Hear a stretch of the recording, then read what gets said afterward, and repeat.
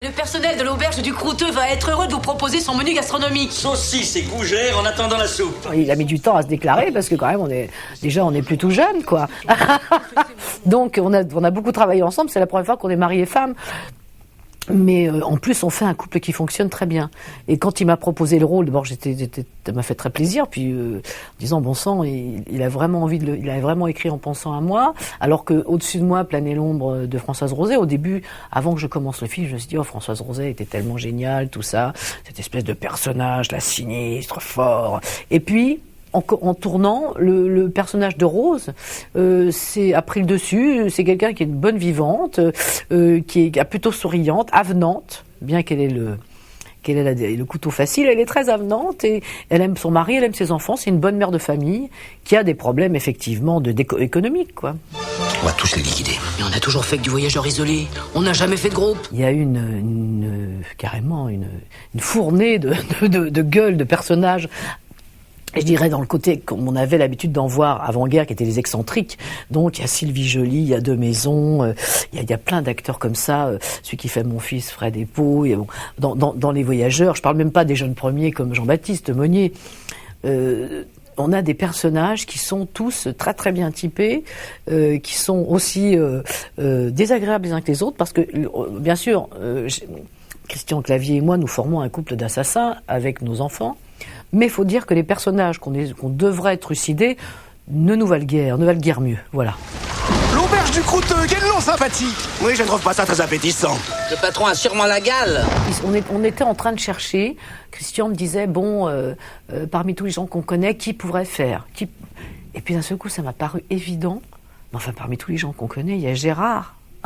Voilà, on ne pensait pas à Gérard, parce que finalement, on ne pense pas à ce qui est très très près de vous. Peut-être qu'on voulait pas non plus d'un seul coup mais bon, il se trouvait que il était le personnage idéal pour faire ça. Et puis Gérard, dans un rôle de très très gentil, il est parfait dans les très méchants, mais dans un rôle de très très gentil, ça, on se régalait d'avance. Je ne peux pas vous confesser là comme ça. Il me faut un confessionnal avec une grille. Une grille? Remontez la grille à Châtaigne! C'était la première scène que j'avais pratiquement le premier jour de tournage, deuxième. Je crois que j'ai eu cette scène-là. J'ai haï le type qui a fait le plan de travail, parce que c'est la scène, effectivement, pivot du film où cette brave Rose, qui est l'aubergiste, va, prise d'un désir soudain de repentir, va se confesser à notre abbé, qui est incarné par Gérard Jugnot, et va lui révéler tous ses crimes. Et bien évidemment, Jugnot, étant tenu par le secret de la confession, ne peut rien révéler aux passagers de la diligence qui donc risquent de mourir. Bon, c'est à partir de là qu'il y a à la fois, c'est un dilemme à la fois hitchcockien et comique, parce que ce brave curé va essayer d'avertir tout le monde, sans trahir le secret de la confession, qu'il risque leur peau. Croyez-moi mes frères, il faut partir. Curé, nous les enlève.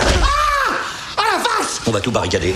Gérard, il a fait L'été en pente douce, et puis après, il a fait des films grand public qui s'adressaient un peu plus ciblés à des jeunes et à des ados, comme les taxis et les productions Besson. Mais moi, j'ai rencontré Gérard sur un film qui avait rien à voir avec ça, parce que c'était La vie est à nous, qui n'a pas été un film qui a forcément marché, mais qui était un film qu'il avait envie de faire depuis longtemps, qui était un film plus personnel. Et donc, c'est aussi comme ça que j'ai amené Gérard vers Kravzik, vers Christian. Je lui ai présenté, je lui ai dit, je pense que cet homme-là peut rentrer dans notre univers. Il est très client. Je crois que c'est important quand on fait de la comédie que le metteur en scène soit client de l'acteur en général. Donc il était client, on lui apportait des idées et il répondait immédiatement. On est débordés ce soir. Vous les avez mis où les autres? On les a donnés à manger aux cochons. Vous avez donné des chrétiens à manger aux cochons? Ils en mangent bien, eux. Tenez mon père, un bon morceau de cochon. Mais dans la comédie, il faut mettre de l'énergie. Je crois que quand... évidemment, sur de la comédie en costume. En plus, ce sont des gens, c'est là où c'est agréable quand on fait un film qui n'est pas un film de notre contemporain, c'est-à-dire un film d'époque, c'est qu'on peut pousser les personnages. On peut employer des termes qu'on n'emploiera plus. On peut avoir un langage plus fleuri ou un peu désuet, et ça passe très très bien. Et donc, nous, c'est vrai qu'on a joué des personnages qui étaient plus marqués que quand on joue les bronzés, par exemple, qui sont des personnages contemporains. Là, t'as des gens du 19e siècle, et tu peux te régaler, parce qu'ils voient des nobles, et ils font des seigneurs, tout ça. Bon, pensez à les grandes époques des films avec Jean Marais et Bourvil. Réveillez-vous! Saloperie d'Aristo. Entrez! Arrête!